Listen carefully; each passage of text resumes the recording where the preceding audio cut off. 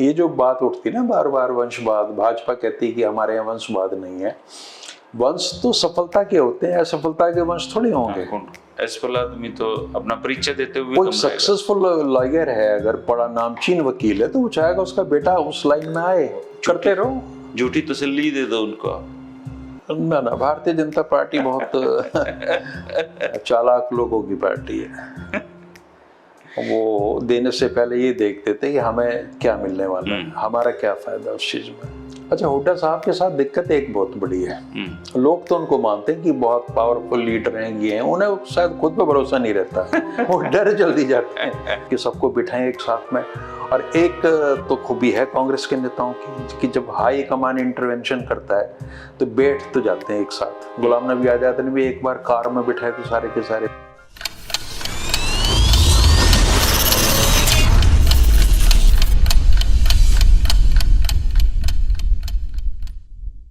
नमस्कार दोस्तों, 8 PM में आपका स्वागत है। मैं हूं आपका दोस्त धर्मेंद्र कवारी। और इन दिनों दोस्तों प्रदेश में जो सियासी पारा है वो बढ़ा हुआ है, और वो बढ़ा रखा है कांग्रेस के लोगों ने, क्योंकि भूपेंद्र सिंह हुड्डा जैसे ही एग्रेसिव होते हैं उनके विरोध में भी एक खेमा एग्रेसिव हो जाता है। तो इन सारी बातों पर चर्चा के लिए हमारे सबसे पसंदीदा व्यक्ति हैं और डॉक्टर सतीश त्यागी जी। आपसे मिले हुए भी कई दिन हो गए थे सर जी। मैं सोचा इस बहाने से ही हरियाणा के पॉलिटिक्स पे थोड़ी चर्चा कर लेते हैं। नहीं, बहुत अच्छा किया आपने। सबसे पहले तो ये जो इन दिनों चल रहा है ये सब कि भूपेंद्र सिंह हुड्डा ने पूरा दमखम लगा रखा है अपना कार्यक्रमों में, तो अब ये अचानक ही एक ग्रुप सामने आ गया है, किरण और शैलजा जी और रणदीप सुरजेवाला जी का। हालांकि ये पुराने प्रतिद्वंदी हैं, लेकिन इन तीन का एक साथ आना, भूपेंद्र सिंह हुड्डा का अलग खड़े दिखाई देना, ये हो क्या रहा है प्रदेश में आपकी नज़र में? देखिए धर्मेंद्र जी, आम लोगों में ये चर्चा है कि कांग्रेस की इन फाइटिंग, कांग्रेस आ तो जाए सत्ता में, लेकिन उसकी अंतर कलह जो उनकी जुतम पैजार है वो उनको आने नहीं देगी। अच्छा, मेरा कहना कुछ अलग है। ये तो सदियों से चला आ रहा है कांग्रेस में अंतर कलह, हरियाणा में भी प्रारंभ से। मतलब कोई नई बात नहीं है। इससे किसी की चुनावी संभावना पे कांग्रेस की अंतर कलह से कोई फर्क नहीं पड़ता। कितने ही लड़ते रहो, आप इतिहास उठा के देख लीजिए, जब जब कांग्रेस की सरकारें बनी है उससे पहले यही स्थिति रही है हर दौर में, और सरकारें बनी है कांग्रेस की। इसका मतलब इन चीजों का कोई फर्क नहीं पड़ता। अब समस्या ये है कि भूपेंद्र सिंह हुड्डा अपने जीवन की अंतिम राजनीतिक पारी खेल रहे हैं, खेलने की तैयारी में। हाँ, अपनी अंतिम है, लेकिन बेटे की एंट्री करानी है साथ में। ऐसे में ये लगता है हमेशा डायनेस्टिक पॉलिटिक्स में बाप को हमेशा ये भ्रम रहता है कि मेरे जाने के बाद या राजनीतिक पटल से मेरे हटने के बाद में मेरा पुत्र शायद इतना योग्य नहीं है, उतना समझदार नहीं है, उतनी टैक्टफुली पॉलिटिक्स नहीं कर सकता जोड़ तोड़ की जो मैं कर सकता हूँ। और बाप अपने बेटे को ये भी नहीं बताता कि तुम कि मैं माहिर हूँ, बड़ा शातिर हूँ मैं इन सारी चीजों में, कि मैं जानता हूँ। मोरल डाउन हो जाएगा ना फिर बच्चे, मोरल डाउन हो जाएगा, और एक पर्दा तो रहता ही है। तो दीपेंद्र हुड्डा की लड़ाई भी लड़नी है और अपनी भी लड़नी है साथ में, और लंबे समय से अब कोई चुनौती थी नहीं तंवर के जाने के बाद में। और शैलजा तो बहुत पहले से हैं, लेकिन उनका होना ना होना कोई ज्यादा मायने नहीं रखता। चले गए थे सर, राविंदर जी चले गए थे, चौधरी बीरेंद्र सिंह चले गए थे, धर्मवीर सिंह चले गए थे, ठीक ठाक शैलजा बहुत अनुशासित सी नेता है।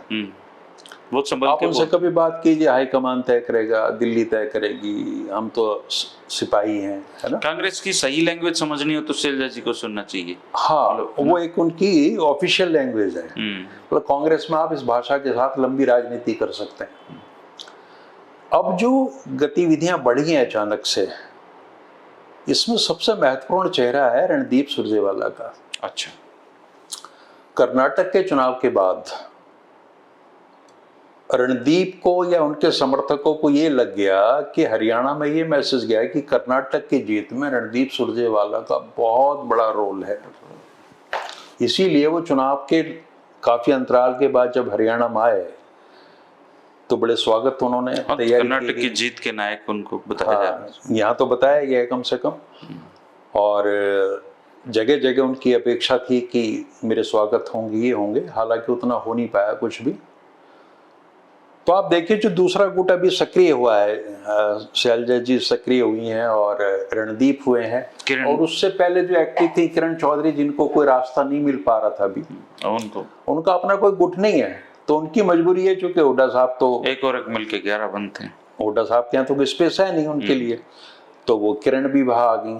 तो कांग्रेस के अंदर जो असंतोष के स्वर थे या जो डिससेटिस्फाइड फैक्शन है, उसको एक आवाज मिलनी शुरू हो गई, और उनको ये लग रहा है कि साल भर रह गया, अब आप भी लड़ाई शुरू करो, अगर अभी नहीं करोगे तो कैसे काम चलेगा, अब नहीं तो कब करोगे। तो उसी तेवर के साथ सरकार पे हमला करते हुए आए हैं वो। अब कोई उनसे ये भी नहीं कह सकता कि आप अचानक क्यों सक्रिय हो गए, तो जवाब हो गए नहीं, हम तो बोलते ही रहते हैं। तो जिस तरह के मुद्दे रणदीप सुरजेवाला ने उठाने शुरू करे हैं, प्रदेश सरकार पर हमला बोलना और ये बेरोजगारी वगैरह के, हरियाणा के हितों की बात वो कर रहे हैं बड़ी प्रभावी ढंग से, तो एक पोजीशनिंग हो रही है ये कि भाई भूपेंद्र सिंह हुड्डा कोई एकमात्र डिस्ट्रीब्यूटर नहीं है कांग्रेस की, फ्रेंचाइजी केवल उनके पास नहीं है, हमारे पास भी है। लोग तो कहने भी लग गए थे कि कांग्रेस का मतलब हरियाणा में हुड्डा कांग्रेस। और हुड्डा साहब के बारे में ये है कि वो बहुत ज्यादा आक्रामक नहीं है प्रदेश सरकार के ऊपर, जिस तरह के हमले होने चाहिए विपक्ष के नेता के, वो उतना नहीं करते। भाषा बड़ी सभ्य रहेगी, और नरेंद्र मोदी उनके मित्र हैं, अमित शाह उनके मित्र हैं। वो तो चौधरी वीरेंद्र सिंह ने कह ही दिया उनको, कि भाई या तो इनको मित्र कहना छोड़ दे या फिर हमें गालियां देना छोड़ दे। तो वो ये लेते हैं कि भाई मेरे संस्कारों में ऐसी भाषा नहीं है, और ये लोकतंत्र है, लोकतंत्र का तकाजा है, सबको अपनी बात कहने का हक है। तो हरियाणा जैसे प्रांत में जिस तरह से विपक्षी नेता की भाषा होनी चाहिए, वो मिसिंग है। थोड़ा और एग्रेसिव होना चाहिए, और वो शायद पोस्चर रणदीप सुरजेवाला लेने के मूड में है। वक्ता तो उस जैसा तो बराबरी में भी नहीं है कोई हरियाणा। तो होगा क्या उससे कि हुड्डा साहब के टीम में जो लोग शामिल नहीं है किसी भी स्तर पे, कार्यकर्ताओं नीचे तक, उनको एक जगह मिल जाएगी। वो कांग्रेस में तो कहते हैं ना सर, खुट्टा मिल जाएगा। हाँ, उनको एक खुट्टा मिल जाएगा, वो जिससे कोई रणदीप के और कोई अपने शैलजा के खूंटे से बंध गया, और जो किरण के बंधे हो ऑलरेडी, उनको एक बड़ा खूंटा मिल गया। कई बार पशुओं को बांधने की व्यवस्था गांव में आपने देखी होगी कि एक बड़े खूंटे के साथ में छोटे छोटे इल्जा दिए जाते हैं वो। तो सब अपनी अपनी संभावनाएं तलाश रहे हैं, और अब अच्छा मौका, अच्छा कर रहे हैं, सही है, ये सही समय है, बिल्कुल कर देना चाहिए। तो ये जैसे 2014 में बीजेपी आई थी, तो उस समय का सीन ये था कि सबको लग रहा था बीजेपी आ रही है, तो उधर जो अहिरवाल है उनको लग रहा था कि हमारे रामविलास जी का दाव लग जाएगा, किसी को लग रहा था कि राव इंद्रजीत का दाव लग जाएगा, कुछ लोगों को लग रहा था कि कैप्टन अभिमन्यु जी बन सकते हैं, कोई कह रहा था धनखड़ बन सकते हैं, पंजाबी सोच रहे थे कि हमारे खट्टर साहब का नंबर लग जाए, क्या पता। तो इस जो अलग अलग तरह की धड़े थे, इन लोगों ने मिला के एक कंबाइंड स्ट्रेंथ बनाई सर को, बीजेपी को प्रदेश में आने के लिए। वो अलग बात, फिर खट्टर तब से मुख्यमंत्री हैं। तो कांग्रेस में जब इस तरह के धड़े काम कर रहे हैं और सारे धड़े मजबूत हों, तो एज ए पार्टी तो ये कांग्रेस के लिए बेनिफिशियल लगता है मुझे तो। बिल्कुल है, और कांग्रेस की तो राजनीति हमेशा यही रही है कि अल्टीमेटली वोट तो कांग्रेस में जाएगा ना, और हर नेता अपना भरपूर दम लगाएगा।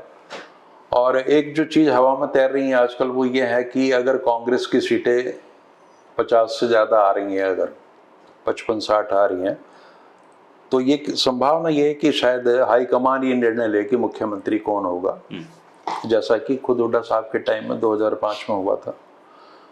और उस समय सच तो ईश्वर जाने क्या है, लेकिन ये है कि कांग्रेस हाईकमान, विशेषकर राहुल गांधी, हुड्डा जी से बहुत ज्यादा खुश नहीं है।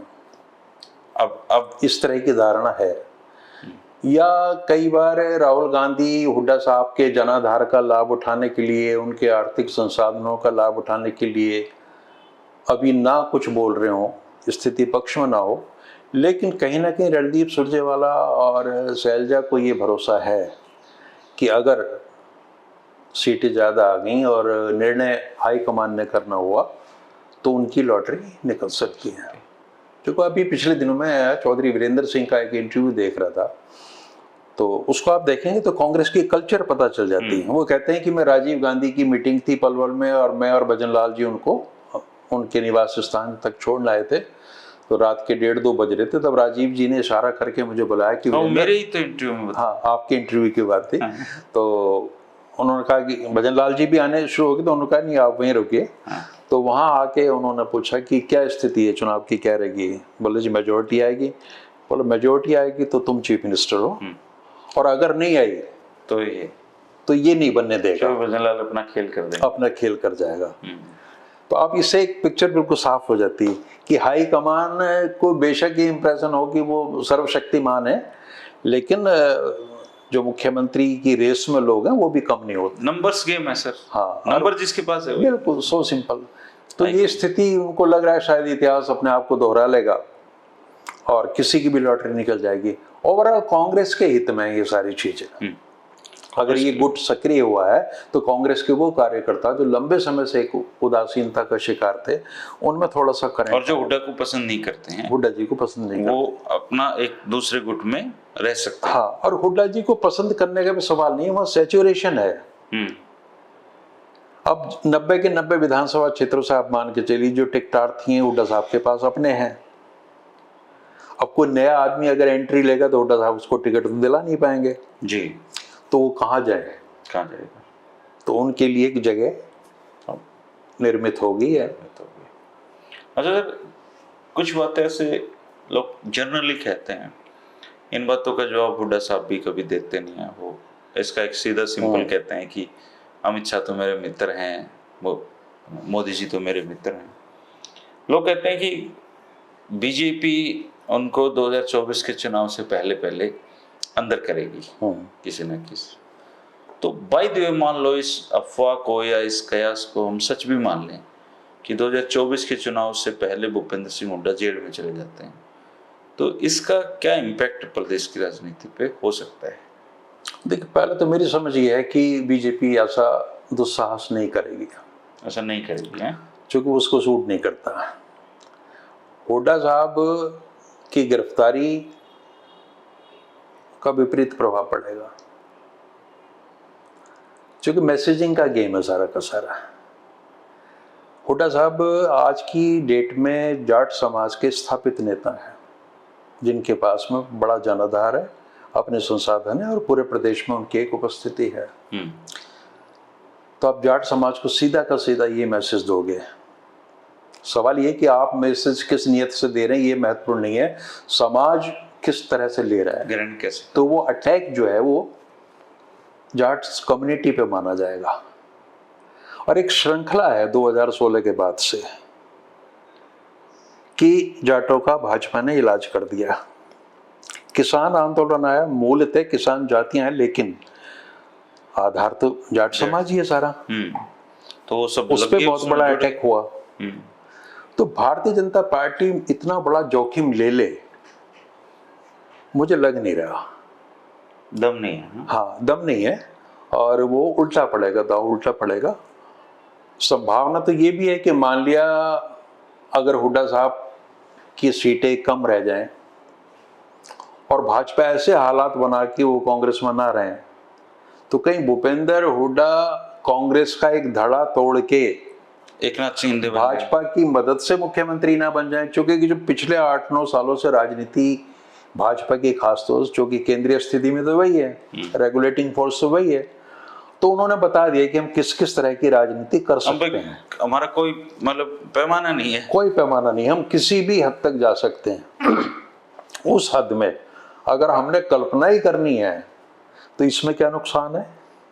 ये तो बार बार ये बातें हुई कि भूपेंद्र सिंह हुड्डा कांग्रेस छोड़ सकते हैं जी, ठीक बात है। और अगर ऐसे हालात फिर से भाजपा ने कर दिए और महाराष्ट्र जैसी स्थिति हरियाणा में क्रिएट कर दें, क्या नहीं हो सकता? सब कुछ हो सकता है। पहले भी हुआ है हरियाणा, पहले भी हुआ है, पहले भी यहाँ पार्टियां की पार्टियां। ये सब हुड्डा साहब की भाषा में हाइपोथेटिकल चीजें हैं, सारी सारी काल्पनिक चीजें हैं। कब क्या होगा कहना मुश्किल है, लेकिन बोलते नहीं, वो खुल के हो बातें सकता है बताते कुछ नहीं है अपने मन की ना। मन की बातें तो अभी उनका कोई रिसेंट जो इंटरव्यू आया है उसमें उन्होंने बातें नहीं बताई। उन्होंने कहा कि मैं सच लिख नहीं सकता और झूठ बोल नहीं सकता, इसलिए मैं अपनी ऑटोबायोग्राफी नहीं नहीं लिखता। लिख रहा। यानी कि उनके अंदर के जो सच हैं वो कभी बाहर नहीं आने, उन्होंने बता दिया। और उनके जो जवाब इंटरव्यू में रहते हैं जिस तरह के वो अजीबोगरीब होते हैं, वो सफाई नहीं देते उसमें। भजन लाल ने कांग्रेस की छोड़ी, बोलो उनसे पूछिए। अब तो भजनलाल बताने तंवर ने क्यों छोड़ी, वो उससे पूछिए। अब कहने की तो बात सही है, तंवर तो कई बार बता चुका है कि जोड़ी। हाँ, लेकिन एक बिल्कुल घाघ राजनेता की तरह वो बिहेव करते हैं। लेकिन जनता और जो अब सोशल मीडिया की एक जनता बनी है उसकी अपेक्षाएं ज्यादा है। वो चाहते हैं कि आप खोल के बात कीजिए और चीजों को स्पष्ट करो, कहाँ क्या हो रहा है, आपका स्टैंड क्लियर होना चाहिए। अच्छा सर, पिछले कई दिन से ये भी सुनने में आ रहा है, खासकर चौधरी वीरेंद्र सिंह ने कम से कम इस बहस को तो जन्म दे ही दे दिया है बीजेपी में कि भाई ये जजपा वालों के साथ सरकार चलाना ठीक नहीं है, और ये काफी इस पे मंथन भी उनका चल रहा है।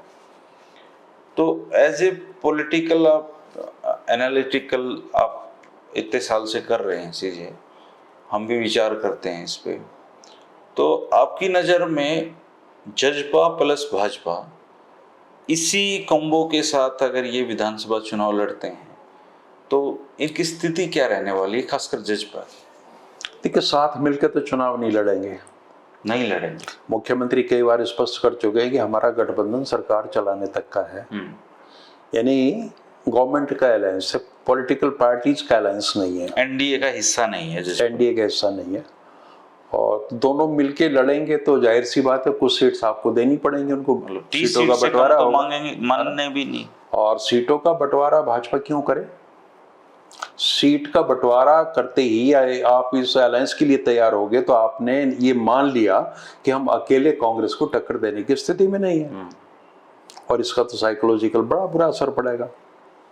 उत्तर प्रदेश में आप ये देखिए, नरसिम्हा राव के समय में बसपा का और कांग्रेस का अलायंस हुआ और 125 सीटों पर कांग्रेस लड़ी, 300 सीटों पर बसपा लड़ी, और उसके बाद से कभी भारत कांग्रेस का आधार नहीं बन पाया उत्तर प्रदेश में। क्योंकि कांग्रेस ने मान लिया कोई भी नेशनल पार्टी अगर क्षेत्रीय पार्टी को इतना बड़ा मेजर चंक देके चुनाव में जाएगी तो वो एक साइकोलॉजिकल मैसेज आता है कि इन लोगों ने चुनाव से पहले ही अपनी हार मान ली और कुछ नहीं होगा। तो मुझे नहीं लगता कि मिलके चुनाव होगा। चुनाव पोस्ट इलेक्शन कोई स्थिति बनती है दोबारा से, वो तो तैयारी है, वो तो है ना, तो वो उसमें तो कुछ भी हो सकता है। तो रही चौधरी वीरेंद्र सिंह की जो बात है, सब जानते हैं, वो बड़े वोकल हैं, खुल के बोलते हैं, है ना, तो अब उस परंपरा को वो अभी तक कई बार वोकल होना मजबूरी भी बन जाता है। हाँ हाँ, तो अब उनकी प्रॉब्लम तो दुष्यंत चौटाला है, उनके पॉलिटिकल इंटरेस्ट क्लैश करते हैं दुष्यंत की पार्टी से। दोनों कैसे रहे? अब ये भी अफवाह उड़ रही कि वो शायद कोई नई पार्टी लॉन्च ना करने 2 अक्टूबर को, करेंगे नहीं करेंगे, या इस समय एक दबाव बना रहे हैं भाजपा हाईकमान पे, नहीं करेंगे, नहीं की संभावना ज्यादा है। तो अब नेता कई लेवल पे ऑपरेट करते हैं, वो कई बार चीजें कर लेते हैं, ये होगा तो ये होगा, ये स्थिति आएगी तो ऐसी होगी, तो कह कुछ रहे हैं, सोच कुछ रहे हैं, कर कुछ रहे हैं। इसलिए नेताओं की बातों को बहुत ज्यादा गंभीरता से तब तक नहीं लेना चाहिए जब तक कि उसका आउटकम सामने ना आ जाए। तो जजपा का प्रदेश में फिलहाल क्या जनाधार आप देख पा रहे हैं? देखिए, एक बात तो हमें माननी पड़ेगी कि जजपा रीजनल पार्टी होते हुए भी सब रीजनल इन्फ्लुएंस उसका है, बेशक रीजनल पार्टी है, लेकिन यहाँ भी छोटे से हरियाणा में भी कुछ पॉकेट्स हैं जिनमें उनका कुछ प्रेजेंस है, लेकिन वो इतनी नहीं है कि उनको वो इतनी ज्यादा सीटें, मतलब 10 की पोजीशन पे क्या पहुंच सकते? 10 की पोजीशन पे मैं तो संदिग्ध हूँ, मुझे नहीं लग रहा कि इस बार 10 सीटें आ जाएंगी, क्योंकि उनका जो कोर वोट बैंक है वो तो उनसे नाराज दिखता है। हाँ, तो संभावना कम नजर आ रही है। दूसरा, फिर ये अभय चौटाला ने जो पद यात्राएं निकाली हैं, उनका बाहर का ही प्रभाव देखा ना देखा हो, सिरसा फतेहाबाद में काफी प्रभाव देखने को मिला। इनेलो का इम्पैक्ट तो है, नो डाउट, उस रीजन में तो है, सिरसा फतेहाबाद में है बिल्कुल। अगर वो थोड़ा बहुत भी डेंट मारते हैं, अपने वोट रिटेन करते हैं तो। अब ये धर्मेंद्र जी, आजकल दोनों जो लोग दल हैं, इनकी स्थिति अपने वजूद को बचाने की लड़ाई है, कि जहां जहां जिन पॉकेट्स में आपका इन्फ्लुएंस है वो किसी तरह बना रहे। चूंकि अगर भविष्य में की राय हो सकता है, मान लिया 10-15 साल का ये एक टेन्योर है जब आपको जगह नहीं मिल रही, लेकिन उसके बाद उनके बच्चे तो तैयार हैं सब। जो उनके पास 25 से 30 साल की उम्र के बच्चे हैं, आगे वो क्या करेंगे, राजनीति तो करनी है उन्होंने, तो उनके लिए एक बेस बना के चलना भी सही। तो आज अगर कोई गतिविधियां अभय सिंह चौटाला कर रहे हैं या दुष्यंत चौटाला कर रहे हैं, तो ये आने वाली पीढ़ियों के लिए एक जगह बना रहे हैं। इनके लिए तो हर पॉलिटिकल फैमिली के लिए हाँ, राजनीति एक कारोबार है। बिल्कुल, क्योंकि पीढ़ी दर पीढ़ी करने हैं, वही चलना है, और कोई ऑप्शन भी नहीं है। ये जो बात उठती ना बार बार वंशवाद, भाजपा कहती है कि हमारे यहाँ वंशवाद नहीं है। वंश तो सफलता के होते हैं, असफलता के वंश थोड़ी होंगे। असफल आदमी तो अपना परिचय देते हुए कोई सक्सेसफुल लॉयर है, अगर बड़ा नामचीन वकील है, तो वो चाहेगा उसका बेटा उस लाइन में आए, तो देते ही वो जोड़ा तो। लेकिन जिसे जिंदगी में कभी जमानत भी नहीं मिली डिस्ट्रिक्ट कोर्ट में, जैसे तैसे बेचारे की कोर्ट की धुलाई के पैसे भी नहीं हुए, वो क्यों चाहेगा उसका बच्चा बने? तो सफल आप भारतीय जनता पार्टी में अभी कितने आप देखिए, रामविलास जी का लड़का एक्टिव है बाकायदा, ओम प्रकाश धनखड़ का बेटा एक्टिव है, अपने मनीष ग्रोवर जी का बेटा है, वो अभी से अटेंड करता है लोगों को, और सारी चलते हैं। अब कल्याण सिंह इतने बड़े नेता थे उत्तर प्रदेश में, उनकी तीसरी पीढ़ी है। अच्छा, उनका पोता मिनिस्टर है, उनका बेटा रहा वहां पे। पूरे भारत में 200-250 परिवार तो ऐसे हैं। हाँ, तो भारतीय जनता पार्टी इससे कोई बची हुई नहीं इन चीजों से। तो परिवार तभी बनते हैं जब बाप दादा कामयाब हो, तो आगे वो उस लेगेसी को ले जाते हैं। विरासत तो हो आगे ले जाने के लिए। तो अब भारतीय जनता पार्टी सत्तारूढ़ पार्टी बनी अब है, तो अब धीरे धीरे इनके परिवार बनने शुरू होंगे और वो आगे जाएंगे। कुछ लोग, जैसे इन 3 लोगों की प्रेस कॉन्फ्रेंस अलग से हुई है, 2 गुट दिखाई दे रहे हैं, तो कुछ लोगों का ये कहना है कि क्या टिकट देते हुए जो कांग्रेस है वो ये नहीं देखेगी कि 2019 में किस नेता के कहने पे कितनी टिकटें दी गई और कौन कौन लोग उसमें जीता। क्या इस तरह का फैक्टर काम करेगा?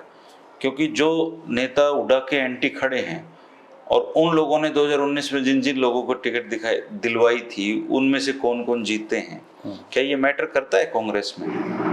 बहुत ज्यादा नहीं, और मैं आपको बिल्कुल संक्षेप में बता दूं कि टिकट वितरण में भूपेंद्र सिंह हुड्डा की ही चलेगी अधिकांश सीटों पे। अच्छा, ये जो आपने बड़े नाम लिए, इनके पास किसी 1-2-3 लोगों को दिलवा दें ज्यादा से ज्यादा, इससे ऊपर का सिस्टम नहीं है। तो अब अगर ये सारे मिलके भी रोहतक जिले की या झज्जर जिले की सोनीपत में कोई सीट पे इंटरफेरेंस कर सकते हैं क्या? फायदा भी नहीं करेंगे, सवाल तो भी फिर नहीं तो कांग्रेस डूब ही जाएगी। तो जो अगर मान लो किरण चौधरी हैं, वो भिवानी में कर लें ज्यादा से ज्यादा। अगर हुड्डा ये कहेंगे कि मेरे कहने से जो है आपको 70 सीटें देनी है, तो हाईकमान ये भी इंश्योर करेगा कि आप 70 सीटें जिता के ले आओगे। दावे में और रियल जो रिजल्ट है उसमें कितना अंतर है, ये देखना होगा। दूसरे, वहां जब संसदीय बोर्ड बैठता है, हाई कमान बैठता है, कौन नेता किस समय कितनी बड़ी ब्लैकमेलिंग कर ले, किस तरह की चीजें कर ले, तो वो भी दूर की कौड़ी है, उस समय क्या होगा क्या नहीं होगा। लेकिन इतना साफ है कि रणदीप जी और शैलजा, ये किरण के कहने से, तीनों के कहने से मुझे नहीं लग रहा कि 20 से ज्यादा सीटें इनको मिलेंगी। तो तो फिर भी बच गई, हुड्डा साहब ने तय करना है। कुछ 2-4 टिकटें तो लोग अपने प्रभाव का इस्तेमाल करते हुए सीधा राहुल से भी ला सकते हैं। बिल्कुल ले आएंगे, क्योंकि हरियाणा के लोग तो जुगाड़ू तो हैं कहीं ना कहीं। बिल्कुल, बाकी टिकटें हुड्डा के हाथ में, ये स्थिति तो रहेगी। अच्छा, ये पॉलिटिकल पार्टियों में जो हरियाणा में स्पेशली देखा जाए सर, कि कामयाब राजनेता का बेटा आमतौर पे कामयाब राजनेता नहीं बनता है। दूसरी या पीढ़ी तो फिर भी ठीक है, तीसरी तो बहुत ही कमजोर पीढ़ी साबित होती है। अभी कुलदीप बिश्नोई भाजपा में हैं, उनका बेटा मंत्री बनने के लिए वो बेचारे कोशिश कर रहे हैं, बार-बार मिल रहे हैं। हाँ, ये इस पे भी कुछ सोचा आपने कि ये राजस्थान में भी सरकार ला रहे हैं कुलदीप बिश्नोई जी भाजपा की? बस इतना ही है कि वो बिश्नोई है और बिश्नोई समाज थोड़ा राजस्थान में है, उनका प्रभाव है, तो उनको लग रहा है कि जब यहाँ कुछ नहीं हुआ तो राजस्थान में क्या कर पाएंगे। मुझे तो संदेह है इस चीज पे। और मुख्यमंत्री बनने का सपना तो उन्हें छोड़ ही देना चाहिए। तो छोड़ ही दिया होगा, ऑब्वियसली छोड़ दिया। अगर वो बेटे को लेके इस तरह का सपना देख रहे हैं तो बहुत अच्छा है, सुखद है बेटे को मुख्यमंत्री के रूप में देखना। लेकिन अभी तो मंत्री के रूप में देखना चाहते हैं वो उनको। हाँ, लेकिन ये चीजें होने वाली हैं नहीं। नहीं बन रहे वो मंत्री, उनकी कोशिश से रंग नहीं लाएंगे। कोशिश से भी करते रहो, झूठी तसल्ली दे दो उनको आप। ना ना, भारतीय जनता पार्टी बहुत चालाक लोगों की पार्टी है। वो देने से पहले ये देखते थे कि हमें क्या मिलने वाला है, हमारा क्या फायदा उस चीज में। और नरेंद्र मोदी के नेतृत्व वाली जो भाजपा है वो उसको जो जो जख्म देता है जिस दौर पे, वो उसको याद भी रखते हैं। अच्छा। ये अटल जी की भाजपा नहीं है। तो मोदी जी ट्रीटमेंट सबका करते हैं। तो अभी तो सर कांग्रेस का ही चल रहा है। फिर इसी को आज भी एक प्रेस कॉन्फ्रेंस हुई है, अपने जो विधायक हैं रोहतक के बीवी बत्रा जी, इंदुराज नरवाल और ये जयवीर वाल्मीकि जी, ये गोहाना वाले मलिक साहब, ये सारे लोग आज भी प्रेस कॉन्फ्रेंस की है। और उसका मकसद ये है कि इन गुट के सामने हुड्डा साहब ने सोच समझ के इन लोगों को उतारा है कि तुम्हारी हैसियत बस इतनी सी है। अच्छा, हुड्डा साहब के साथ दिक्कत एक बहुत बड़ी है। लोग तो उनको मानते हैं कि बहुत पावरफुल लीडर हैं, ये हैं, उन्हें शायद खुद पे भरोसा नहीं रहता। वो डर जल्दी जाते हैं। जैसे ये लोग एक्टिव हुए तो वो अपनी वाली टीम पूरी उतार देंगे। मतलब जरूरत नहीं थी इसकी उतारने की, कोई विशेष नहीं है। क्यों रिएक्शन करनी है? आपका स्वभाव भी अलाउ नहीं करता जैसा आप कहते हो। तो उनको करने दो, उन्हें कर लिया तो भाई। हाँ, तो उससे एक भय लगता ना कि भी कोई डर है उनको इस तरह का। अभी तो एक बड़ा प्रोग्राम वो विपक्ष आपके समक्ष भिवानी में करने वाले, तो वो सीधा सीधा चैलेंज, और किरण चौधरी को उसका नुक्ता तक नहीं है। करें, अच्छी बात है, लेकिन मेरी सलाह ये है कि भूपेंद्र सिंह हुड्डा को इनके जो दुर्ग हैं तथा कथित रणदीप के, शैलजा के, किरण के, इनमें नहीं जाना चाहिए, बचना चाहिए, बचना चाहिए इस चीज से। करने दो, क्या नुकसान है? वहां जाके अपने लोगों के को सक्रिय करना, अपने गुट को सक्रिय करना, तो उससे कन्फ्रंटेशन होगा बिना मतलब का। अब वहां के लोगों का ईगो हर्ट हो। हाँ, तो ये मान के चलें कि भाई उनके क्षेत्र हैं और वहां से वो 15-20 सीटें उनको मिल भी जाए तो क्या नुकसान है? कुछ तो लोग तो जीतने के बाद भी इतना स्पेस तो, इतना उदार तो होना ही चाहिए। और हाईकमान भी अपेक्षा करता है इतनी उदारता हो, लेकिन साथ में भी स्थिति पलट यूं सकती है कि अगर मध्य प्रदेश, राजस्थान, तेलंगाना और छत्तीसगढ़ में कांग्रेस की स्थिति मजबूत हो गई है, दो प्रांतों में भी सरकार बना ली और राहुल गांधी का कद जिस हिसाब से बढ़ रहा है और राहुल गांधी बहुत मजबूत स्थिति में आ गए, तो राहुल गांधी की मजबूती, सच्चाई है कि हुड्डा साहब के लिए कोई बहुत अच्छी बात नहीं है। उस बंदे का कॉन्फिडेंस अगर राष्ट्रीय स्तर पे उसको ये लग गया है कि 2024 में मैं आ रहा हूं और इस तरह के हालात बन गए, तो वो जो अथॉरिटी है ना, सेंट्रल अथॉरिटी राहुल गांधी की, बहुत मजबूत हो जाएगी और फिर वो डिक्टेट करने की स्थिति में आ जाएगा हरियाणा में भी। या ये सोच के कि मान लिया जब डिक्टेट तो मुझे करना ही करना, बेशक हरियाणा हाथ से निकल जाए, क्या है 10 MP का है ना। लेकिन राहुल गांधी जिस तरह की कांग्रेस बनाना चाह रहे हैं, वो उस स्कीम ऑफ थिंग्स में हरियाणा के राजनीति को बहुत बड़े स्तर पर बदलाव लाना ही पड़ेगा। अच्छा, आमूल चूल। जैसे नए लोगों की एंट्री के पक्ष में है, वो नए लोगों के पक्ष में है, वो ये भी चाहते हैं कि किसी एक फैक्शन की डोमिनेंस ना रहे, है ना। और जिस तरीके का प्रयास उन्होंने कर्नाटक में करा है डी शिव कुमार और सिद्धारमैया को लेके, वो यहाँ भी करेंगे कि सबको बिठाएं एक साथ में। और एक तो खूबी है कांग्रेस के नेताओं की कि जब हाई कमान इंटरवेंशन करता है तो बैठ तो जाते हैं एक साथ। गुलाम नबी आजाद ने भी एक बार कार में बिठाए तो सारे के सारे एक साथ ही बिठा दिए। ये भी बैठने लग गए हैं हरियाणा में भी, जो नए जो इनके आए, तो एक सीमा तक ये लोग लड़ते हैं, एक उसके बाद में संगठन तो इनका अब भी नहीं बना बेचारों का। संगठन बन जाए तो बहुत अच्छा, ना बनेगा वो इसीलिए नहीं बन रहा। संगठन बना दिया मान लिया और 22 के 22 जिला अध्यक्षों में ये पता चल जाएगा किसका क्या है। अगर आपने उसमें 15 अध्यक्ष बना दिए हुड्डा साहब के, तो एक तरीके से मान लो हो गया टिकटॉक का बंटवारा। हाँ भाई, उसके हिसाब से देख लो। तो वो अभी रिस्क लेने की स्थिति में नहीं है, है ना। तो और कांग्रेस बिना संगठन के भी चल जाती है, बिना संगठन भी चुनाव लड़े जा सकते, कोई दिक्कत नहीं। ये तो बीजेपी में है वहाँ। हाँ, और आजकल तो जिलाध्यक्ष से इम्पोर्टेंट तो मीडिया प्रभारी होते हैं, प्रवक्ता होते हैं, उन सबकी सूची सब सारे दलों में सबसे पहले आती है। ठीक बात। जो करने के लिए काम उन्हीं के पास है। जिलाध्यक्ष के पास क्या काम है? अब तो पत्र व्यवहार का जमाना, कोई काम नहीं है, पत्र व्यवहार का जमाना नहीं है, ना कोई उसको पूछता, या प्रदेश अध्यक्ष को कोई नहीं पूछता। बहुत सारे लोग तो बहुत सारे जिलों के अध्यक्षों के नाम भी नहीं जानते ना, कोई नहीं जानता। अब जैसे बीजेपी ने बना रखा है तो आप एक दो को छोड़ के आपको भी नाम याद नहीं आएंगे। नहीं, कांग्रेस और भाजपा में कोई अंतर ही नहीं है। बहुत बड़े पत्रकार हुए हैं राजेंद्र माथुर, उन्होंने कहा था इस देश में हमेशा कांग्रेस राज करेगी, कांग्रेस का शासन होगा, उसका नाम कुछ भी हो सकता है। कांग्रेस का नाम भाजपा भी हो सकता है। बिल्कुल, अब भाजपा के नाम से सब कुछ हो रहा है कांग्रेस ही। कल्चर है, ये खत्म होने वाली नहीं। दोस्तों, ये थी एक चर्चा त्यागी जी के साथ कि जो ये गुड्स कैरी हो रहे हैं कांग्रेस में, इनके क्या इम्पैक्ट हरियाणा पे पड़ सकते हैं। आप भी कमेंट करके बता सकते हैं कौन मजबूत स्थिति में आज के दिन दिखाई दे रहा है आपको प्रदेश में सरकार बनाने के लिए। शुक्रिया, फिर मुलाकात होती रहेगी। शुक्रिया त्यागी जी, धन्यवाद।